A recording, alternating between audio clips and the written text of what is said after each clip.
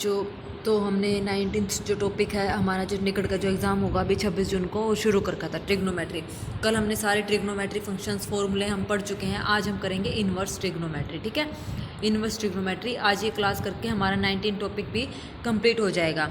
अगर मेरी क्लासेस आपको अच्छी लगती हैं, आपको कुछ हेल्प मिलती है इनसे, तो प्लीज़ मेरे चैनल को लाइक शेयर और सब्सक्राइब ज़रूर करें। दूसरी बात, अगर इसके अलावा आपको कोई और टॉपिक करना है यहाँ पे, अब ये 3 टॉपिक मैं आपको करवा चुकी हूँ, 10वां 11वां और 19वां। आज 19वां हमारा ख़त्म हो जाएगा। ठीक है, तो इसके अलावा अगर आपको कोई और टॉपिक यहाँ पे करना है तो आप मुझे बता सकते हैं, मैं वो टॉपिक करवा दूँगी। अदरवाइज़ तो फिर मैं करवा ही रही हूँ। ठीक है, अपने हिसाब से। चलिए शुरू करते हैं हमारी आज की जो क्लास है वो।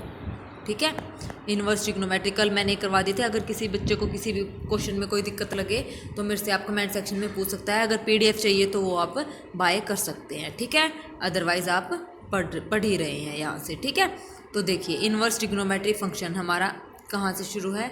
ये हमारी क्लास जो है ये, अरे कहाँ गया, ये रहा इन्वर्स ट्रिग्नोमेट्री फंक्शन। ठीक है, इसमें हमारे पास क्या है, as we know that the inverse of a given function would be exist if it is 1 1 and on 2। किसी भी फंक्शन का इन्वर्स कब एग्जिस्ट करेगा, जब वो 1 1 और ऑन 2 होगा। यहाँ से एक क्वेश्चन अराइज हो गया, ये बात है इंपॉर्टेंट। अगर कोई फंक्शन है वो इन्वर्स है, इन्वर्स कब होगा, तो वो फंक्शन क्या होगा, 1 1 और ऑन 2। अगर कोई फंक्शन 1 1 और ऑन 2 है तो वो ज़रूरी नहीं है कि इन्वर्स होगा, हो भी सकता है और नहीं भी। ठीक है, लेकिन अगर इन्वर्स गिवन फंक्शन इन्वर्स दिया हुआ है तो वो फंक्शन कब एग्जिस्ट करेगा, जब वो क्या होगा, 1 1 और ऑन 2 होगा। ये बात आपको याद रखनी है।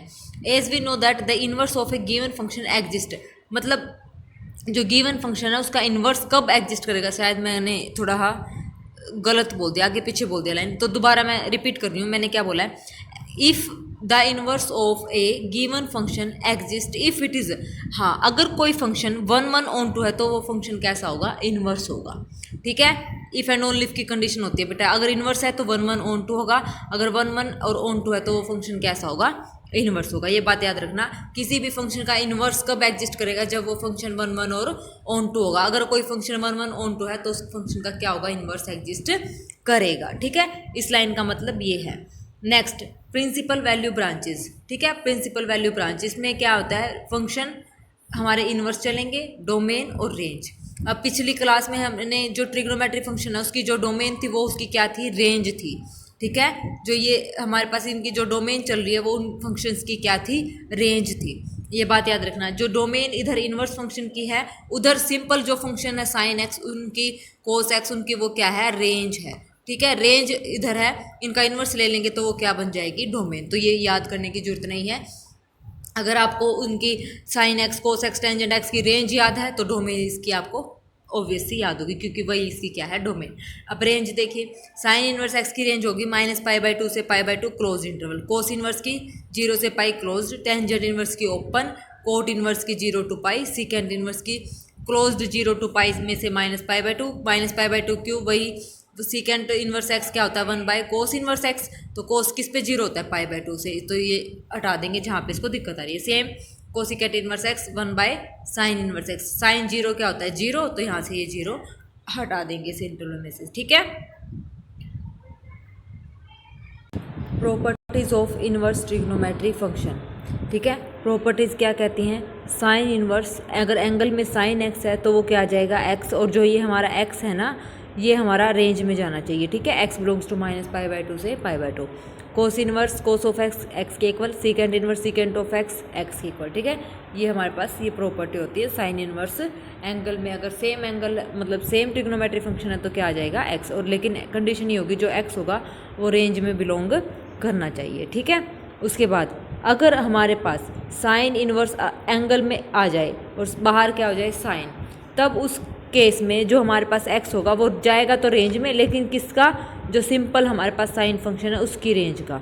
ठीक है, साइन की जो रेंज होती है वो क्या होती है, -1 to 1 होती है। ठीक है, लेकिन अगर साइन बाहर है और एंगल के अंदर साइन इनवर्स x है तो उस साइन की जो रेंज होगी वही x की वैल्यू में बिलोंग करना चाहिए। ठीक है, जो x है बिलोंग करेगा रेंज ऑफ ट्रिग्नोमेट्री फंक्शन। और sine inverse sine of x है तो इसमें जो साइन एक्स की वैल्यू होगी वो एक्स बिलोंग करनी चाहिए इनवर्स ट्रिग्नोमेट्री फंक्शन की रेंज में। ठीक है, ये हमारे पास ऐसे होगा। अच्छा, ये sine inverse x plus cos inverse X होता है हमारे पास पाई/2, X belongs to -1 to 1। Tangent inverse x plus cot inverse X, इनमें आपस में जो रिलेशन होता है वो ये है, एक्स आर में से। कई बार ये भी पूछ लेते हैं कि मान लो ये आइडेंटिटी हमारे पास दे दी कि सीकेंड inverse x plus cosecant inverse x किसके इक्वल है, पाई/2 के। तो एक्स बताओ किस में बिलोंग करेगा, आर में बिलोंग करेगा, क्लोज इंटरवल -1 to 1 करेगा, R minus of open interval 1 to 1 में करेगा। ठीक है, तो हमें ये इंटरवल भी याद रखने हैं, जो एक्स होगा वो किस में बिलोंग करेगा।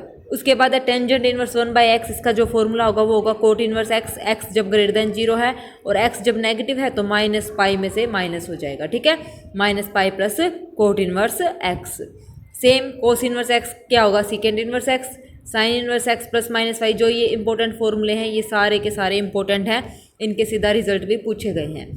Sign inverse x plus minus sine inverse y का formula, sine inverse this x into 1 minus y square plus minus y into 1 minus x का स्केयर और स्केयर रूट आ जाएगा। Cos inverse x plus minus cos inverse y का ये formula है, tangent inverse x plus y. ये condition याद रखना है, कई बार ऑप्शन में भी कंडीशंस पूछ सकते हैं। तो x Y less than 1।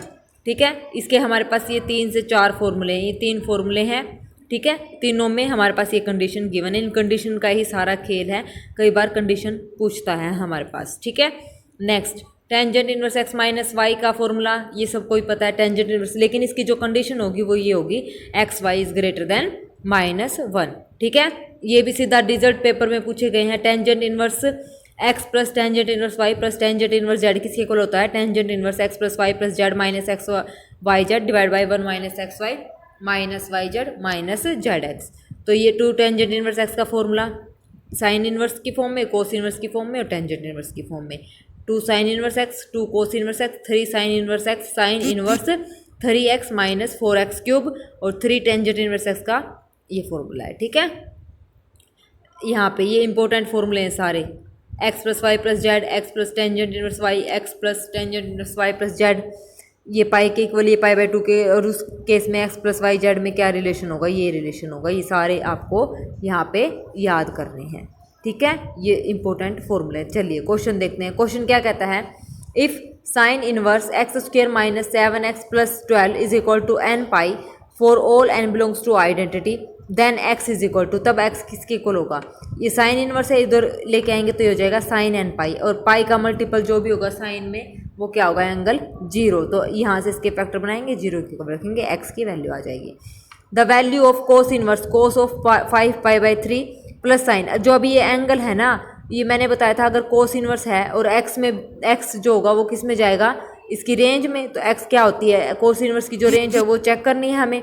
x क्या होगा यहाँ पे जो रेंज होगी, कोस इनवर्स की जो रेंज है अभी पीछे किया था क्या थी, माइनस ये 0 to पाई क्लोज इंटरवल, ये रेंज थी ना, तो ये रेंज आपको याद रखनी है।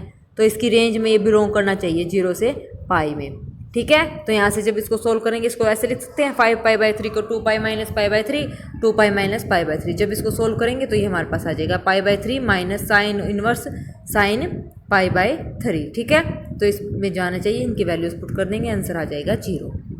नेक्स्ट क्वेश्चन, क्योंकि ये आ गया π/3, ये भी कितना आएगा π/3, ये भी π/3, तो कितना हो गया 0। ठीक है, नेक्स्ट इफ़ ए हमारे पास ये गिवन है, बी ये गिवन है, then a minus b, formula पता है tangent of a minus b का, tangent inverse a minus b का। ठीक है, तो देखो ये tangent inverse a minus b divide by 1 plus a b, सीधा ये वैल्यूज पुट कर दो। ठीक है, यहाँ से आ जाएगी।